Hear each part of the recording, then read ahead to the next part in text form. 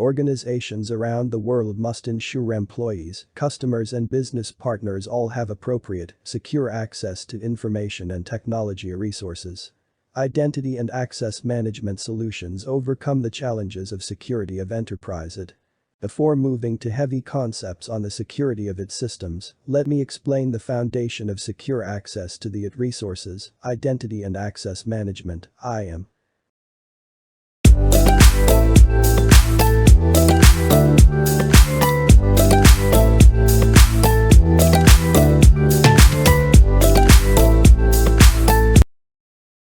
In this episode we will have an overview of Identity and Access Management System, which is abbreviated as IAM. This is first in series of episode covering all dimension of identity and access management concept, tools and implementation guidelines. In future episodes we will also cover market-leading tools, comparative analysis and a rough evaluation guideline. Let's start with getting familiarized with Identity and Access Management System.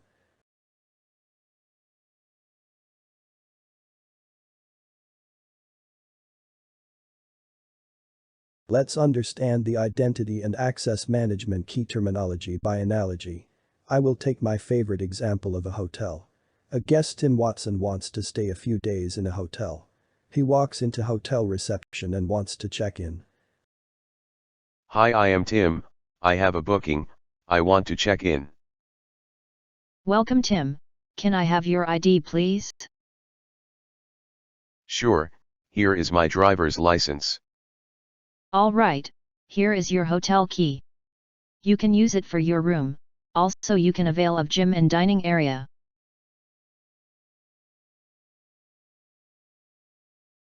Tim Watson can use all hotel amenities that he is authorized using the key. In this analogy, we can note a few things. Tim presented his identity using a driver's license. The driver's license contains the license number, photo, and name. The name alone is not used as an identity. The receptionist checked his driver's license and validated that it has a name and was issued by a competent authority and matches the information given by Tim. The receptionist issued a key which can be used to access hotel amenities. The driver's license number is an identity. Validation of the driver's license by the receptionist is authentication. The key given to Tim is an access token, which will work as authorization for his room, gym, and dining area. The policy or procedure laid down for the check-in of a guest is governance.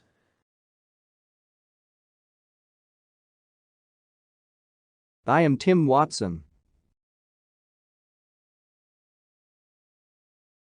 I am Tim Watson.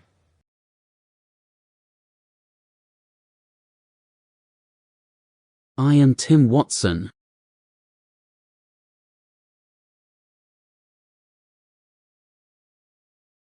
What is identity? Identity is a factor that can be used to recognize a person or a thing. We can use the name as the identity of someone. But there could be many people with the same name within a specific domain, that is school, company, organization. For security purposes, we might need a more specific way to uniquely identify a person or a thing. This issue can be resolved by authentication.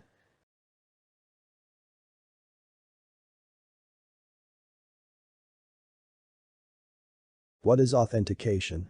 Authentication is the process of uniquely identifying a person or a device. When a user attempts to access a system or data, first he or she should claim the identity, typically by entering username and password into the system. The following three factors can be used for the authentication process. Something you know, such as a password, PIN. Something you have, such as a smart card, ID card.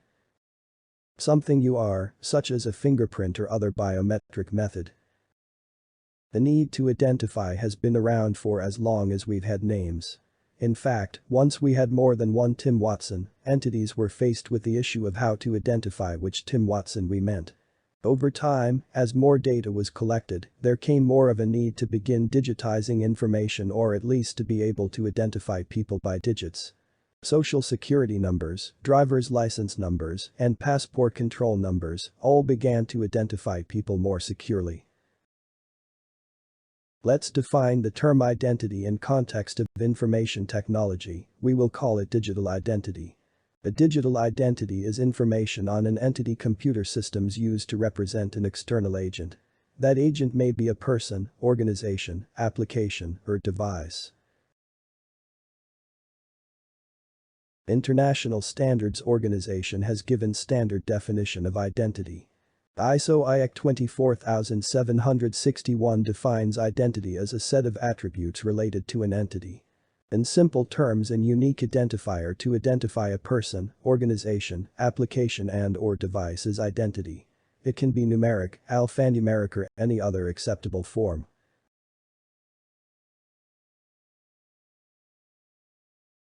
There are three major pillars of identity and access management.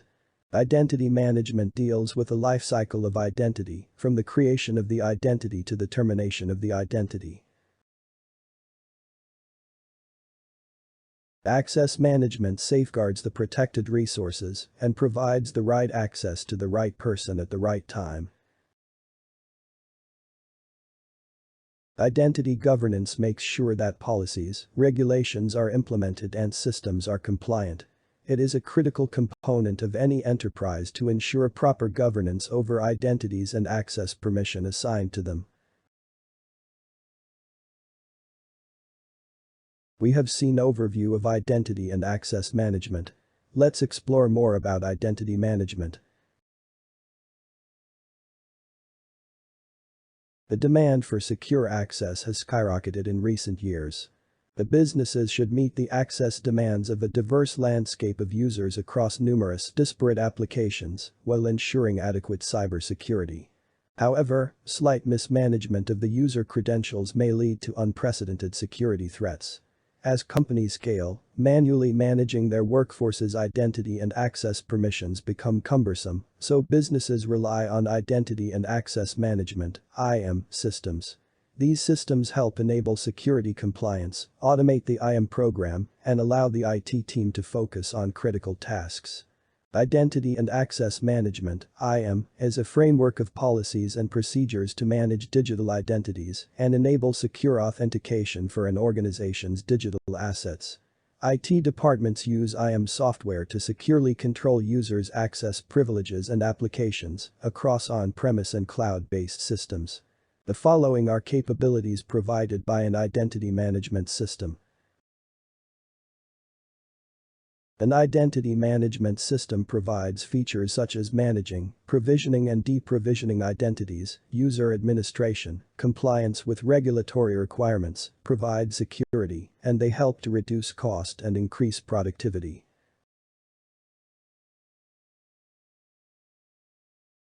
Whenever a new employee or contractor is hired in the organization, his identity needs to be created. He should get access to all systems, applications, and resources which are required to perform the duties of his job. If the employee gets promoted to a higher role, his access needs to get updated as per his new role or job. He will get access to new applications and services. It is quite possible that a few of his previous access may get revoked. If an employee gets transferred across a location or department or project, his access needs to be updated. Old access needs to be revoked, and new access needs to be granted as per policy or role he is performing.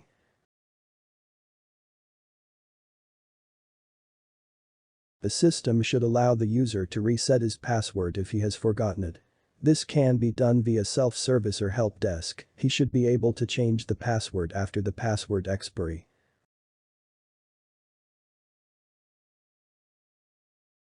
Whenever an employee leaves the organization or he retires from his job, all access provided to his identity needs to be revoked. The access should get revoked or disabled if he goes on long leave.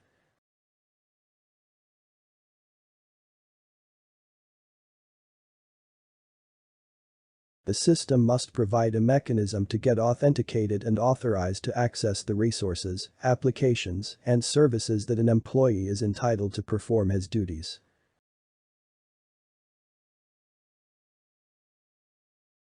If any organization wants to implement an identity management system, they need to execute following projects. Integrate the identity management system with authoritative source. Here, typically an HR feed is connected to the identity management tool to serve as the authoritative source of identities. Implement new hire onboarding workflow. With the HR feed, now the identity management tool can detect new hires and take action. Here is the common setup for new hires. Generate a unique network name and email address. Email manager about new hire. Assign roles to the user based on their HR job position or locations. Automatically provision accounts. Send welcome email on employee's start date with instructions. Implement terminations. With terminations detected from the HR feed, the identity management system can handle the majority of tasks associated with terminations. Here is the common setup for termination. Provision access automatically to all connected applications. Open tickets to manually remove access to non-connected applications. Disable primary network account. Schedule a future job to delete primary network account. Email manager and the teams about the termination. Allow manager delegated access to the terminated employee's inbox. Implement provisioning connectors. Typically 3 to 7 applications are selected for automated provisioning in a Phase 1 IDM project, then as the implementation matures, this could lead to dozens if not hundreds of provisioning connectors. Implement self-service workflows. With the identity management system connected to the core application, tools at the organization workflows can be implemented to enable the workforce to manage self-service type tasks, which reduces help desk tickets and speeds up the workforce. Here is the common self-service. Contractor management workflow. Request contractor accounts, extend contractors and terminate contractors. Non-user accounts workflow to request and manage service, test, admin and mailbox accounts. Contractor to employee workflow process to make the necessary changes when a user transitions from a contractor to a full-time employee. Advanced access approval workflow. Here when an access request is made, particularly for sensitive access, a custom approval workflow is created to ensure specific teams and people sign off before access is provisioned.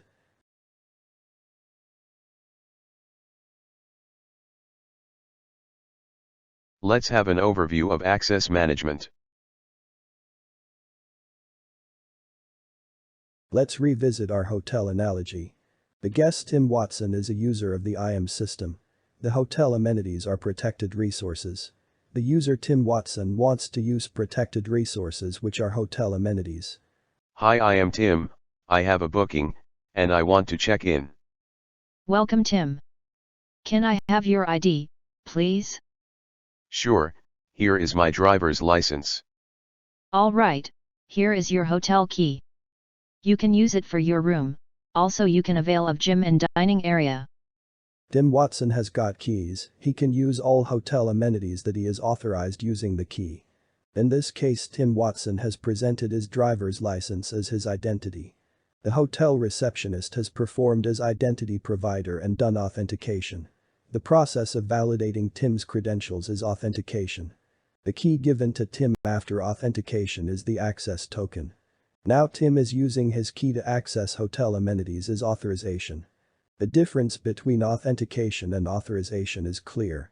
Authentication means telling who you are, while authorization means what you are entitled to. Presenting a driver's license or username password is authentication, while the permission to access resources or using a hotel key to access a hotel room or gym or dining area is an authorization. Authorization is the process of giving someone permission to do or to have something. In multi-user computer systems, a system administrator defines the system in which users are allowed access to the system and what privileges of use, such as access to which file directories, hours of access, amount of allocated storage space, and so forth. Let's have an example of access management scenario. John wants to use few protected resources of his organization required to do his job. These resources can be HR portal, finance application, documents stored on cloud or any other application or service.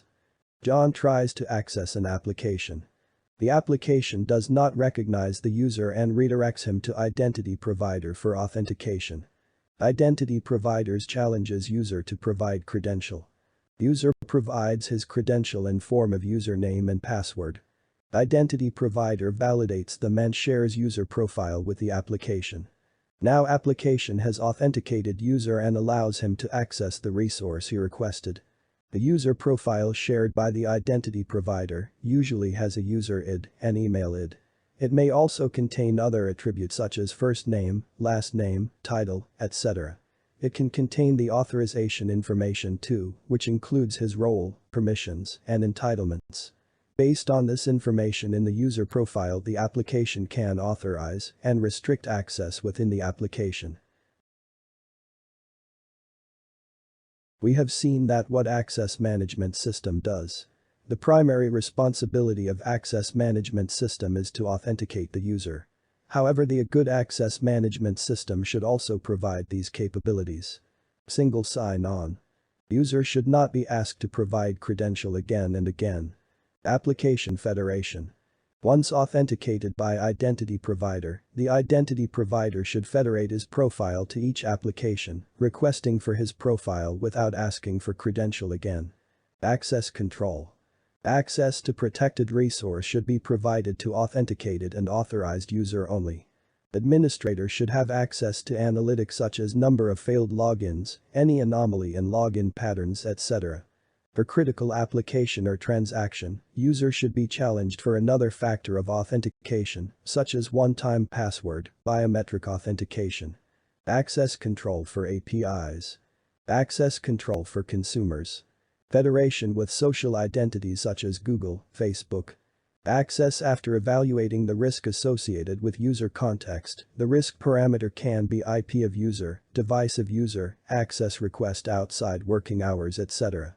Based on the risk evaluation, access should be granted or challenged for another factor of authentication, or simply deny the access request. User should have capability for self-service such as update his profile, reset his password on expiry or forgotten password. System should provide services for multiple device types, such as mobile device, IoT device, network device.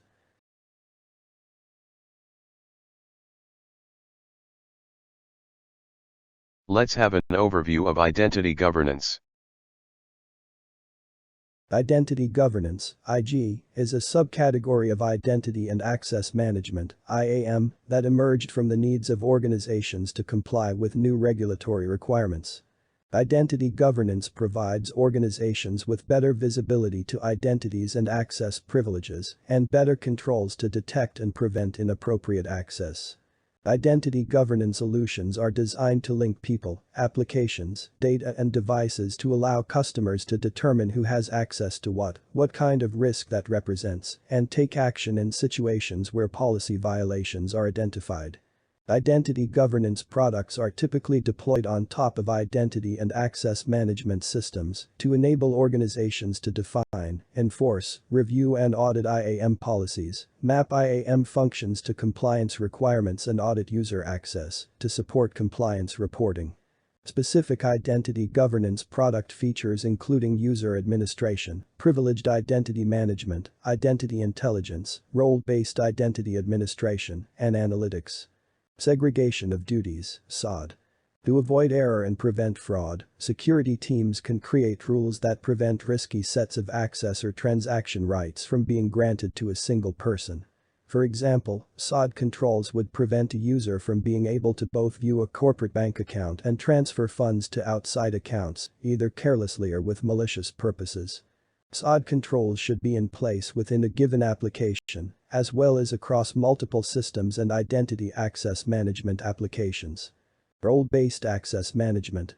With role-based access control, RBAC, user access is determined according to their role, so they can only access the information necessary to perform their job duties. By preventing unnecessary access, especially to sensitive data, RBAC increases enterprise security and prevents breaches. Audits and logging. Audits and logging are required for regulatory compliance as well as forensics. Access review. IGA solutions streamline the process to review and verify user access to various apps and resources. They also simplify access revocation, for example, when a user leaves the organization. This is where strong authentication comes in play. Strong authentication is a method used to secure computer systems and/or networks by verifying a user's identity by requiring two factors in order to authenticate: something you know, something you are, or something you have. Analytics and reporting. These IGA solutions provide visibility to user activities and enable security personnel to identify security issues or risks and raise alarms in high-risk situations. They can also suggest security improvements, start remediation processes, address policy violations, and generate compliance reports.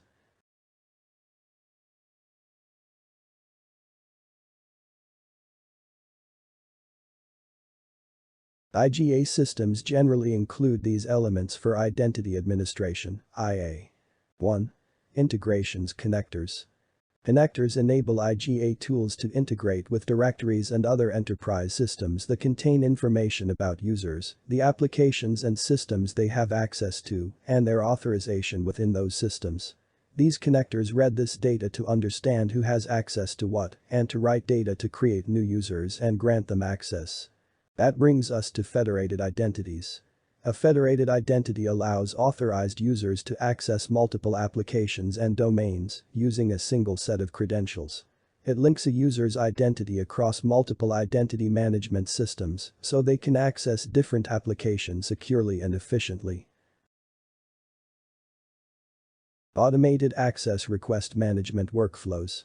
Automated workflows make it easier for users to request access to the systems they need to do their work.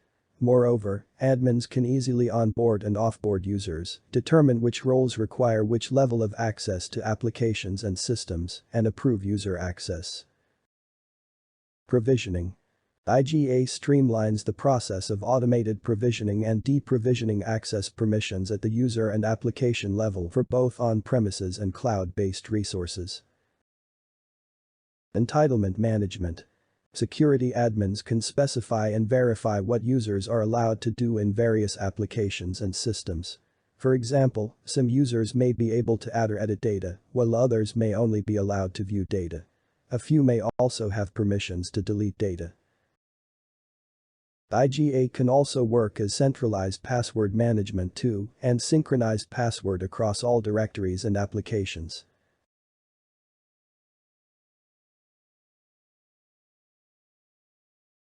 That's all folks for this episode. We will have a deep dive discussion on the identity management domain in the next episode. This episode is presented by Ashish Shrivastava. Ashish has 24 years of experience in cybersecurity. He has worked across industry implementing identity and access management solutions for customers in banking, finance, insurance, securities, pharma, retail, travel and transport industries, which includes Fortune 500 companies. If you like this episode, please like and subscribe to this channel.